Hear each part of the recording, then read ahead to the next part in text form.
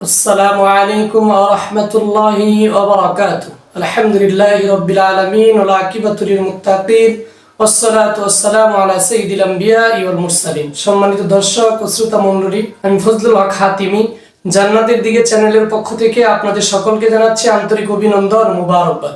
ইবনে মাজাহ শরীফের হাদিস 3509 নম্বর হাদিস।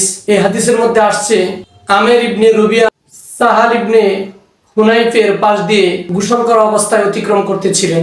সাহাল ইবনে হুনাইফ গোসলের পর দেখা গেল অজ্ঞান হয়ে মাটিতে লুটে পড়লেন। আর এদিকে আমির গোসলরত অবস্থায় দেখে সাহাল ইবনে হুনাইফের বেশ কিছু প্রশংসা করেছিলেন যে সাহাল ইবনে হুনাইফ দেখতে অসাধারণ সুন্দর, যা মহিলাদের চেহারাকেও হার মানায়। এরপরেই সাহাল ইবনে হুনাইফ দেখার পর সাথে সাথে মাটিতে লুটিয়ে পড়েছিলেন।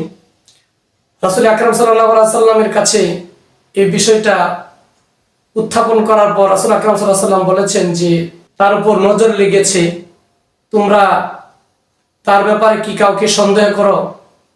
তো অন্যান্য সাহাবায়ে কেরাম বলল, সাহাল ইবনে হুনাইফের এই বিষয়টার ব্যাপারে আমাদের আমির ইবনে রুবিয়াকে আমাদের সন্দেহ হয়।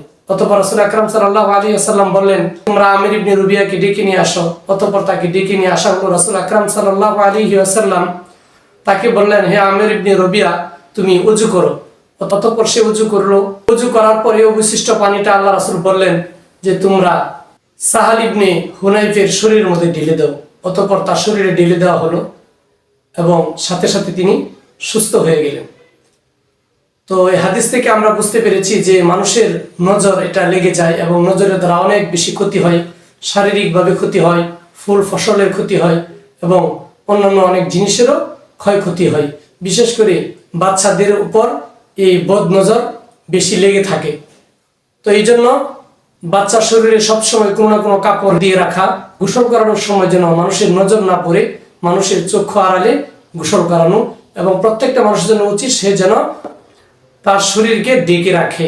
বদনজর থেকে মুক্তির দ্বিতীয় নাম্বার আমল হচ্ছে বুখারী শরীফের 3371 নম্বর হাদিস। আব্দুল্লাহ ইবনে আব্বাস রাদিয়াল্লাহু তাআলা আনহু থেকে বর্ণিত, তিনি বলেন, রাসূল আকরাম সাল্লাল্লাহু আলাইহি ওয়াসাল্লাম হাসান এবং হুসাইনকে তিনি জারফুক করেছেন।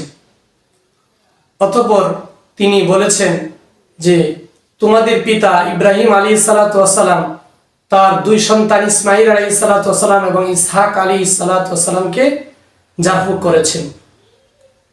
এবং এই হাদিসের মধ্যে একটি দোয়ার কথা আসছে, যে দোয়াটি পড়ে রাসূল আকরাম সাল্লাল্লাহু আলাইহি সাল্লাম হাসান হুসাইনকে ফু দিয়েছেন। দোয়াটি হচ্ছে, আউযু বিকালিমাতিল্লাহি তাম্মা মিন কুল্লি শাইতানিন হাম্মা ওয়া মিন আইনিন লাম্মা। দোয়ার অর্থ হচ্ছে, আমি আল্লাহ রাব্বুল আলামিনের কাছে আশ্রয় চাচ্ছি বিতাড়িত শয়তানের অনিষ্টতা থেকে এবং প্রত্যেক হিংসাকারী চক্ষু থেকে